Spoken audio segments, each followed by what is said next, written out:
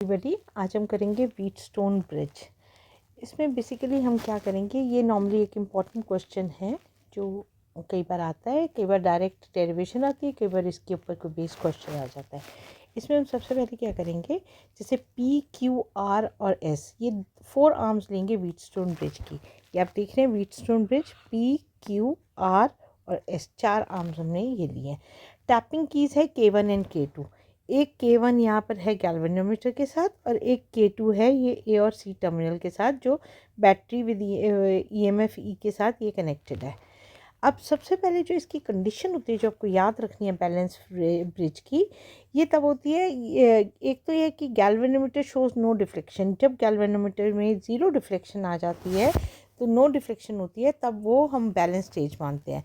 और इसमें जो हमें रहता है कंडीशन, वो होता है फिर ये जो दोनों आर्म्स है P/Q और इस साइड की दो आर्म्स, इनकी रेशो ये इक्वल होती है, means P/Q is equal to R/S।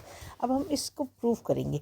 अब हमने क्या प्रूव करना है, P/Q is equal to R/S। हम ये यहाँ पर किरचॉफ के लॉ के अकॉर्डिंग हम इसको करेंगे, राइट।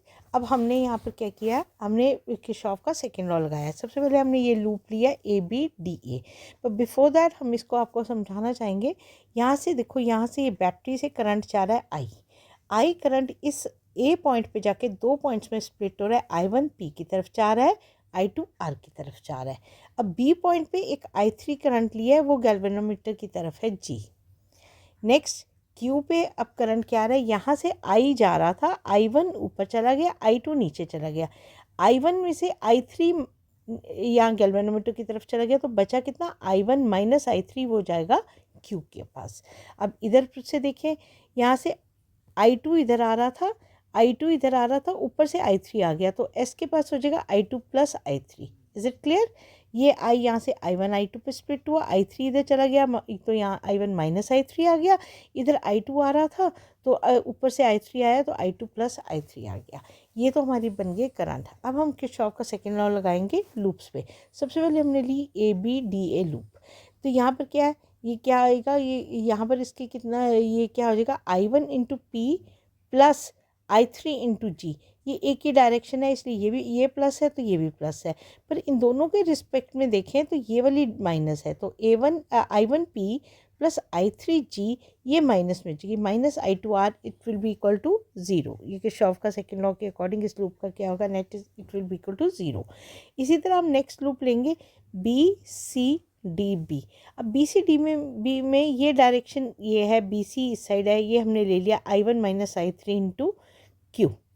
अब ये अगर हमने पॉजिटिव लिया है, पर इसके रिस्पेक्ट में ये दोनों नेगेटिव आ रही है, ये पॉजिटिव है, इस साइड से जा रहा है, तो ये भी नेगेटिव है, ये भी नेगेटिव है, तो यहाँ से आ जाएगा I1 minus I3 Q minus of I2 plus I3 S minus of I3 G is equal to 0। ये बस आपको ध्यान रखना है। जैसे इधर हमने ये पॉजिटिव लिया, ये पॉजिटिव, दो पॉजिटिव थे, पर इन दोनों के रिस्पेक्ट में ये वाला नेगेटिव था। इसी तरह जब हम इस साइड से लेंगे BCDB, तो BC आपका ये वाला जो है, ये वाला साइड आपकी पॉजिटिव आ गई, और ये दोनों इसके रिस्पेक्ट में नेगेटिव आ गए। तो हमारी ये दो इक्वेशन, बस ये दो इक्वेशन बनाने के वक्त ध्यान देना है, बाकी बहुत सिंपल है।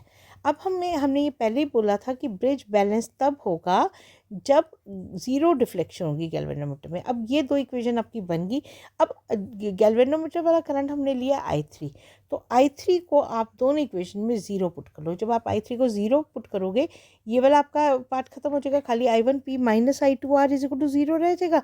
नेक्स्ट में जब आप पुट करोगे I3, यहाँ भी 0, यहाँ भी 0, यहाँ भी 0, तो आपके पास रह जाएगा I1 Q minus I2 S is equal to 0। आप that means I1 P is equal to I2 R, I1 Q is equal to I2 S, इन दोनों को डिवाइड करिए, so P/Q is equal to R/S prove हो जाएगा आपका Wheatstone bridge. बस आपको ध्यान देना है सिर्फ ये दो इक्वेशंस बनाने पे, कि डायरेक्शंस कौन सी लेनी है, और ये दो इक्वेशन आपने बस इसमें दो इक्वेशन आपने बनानी है। Is it clear? Thank you so much.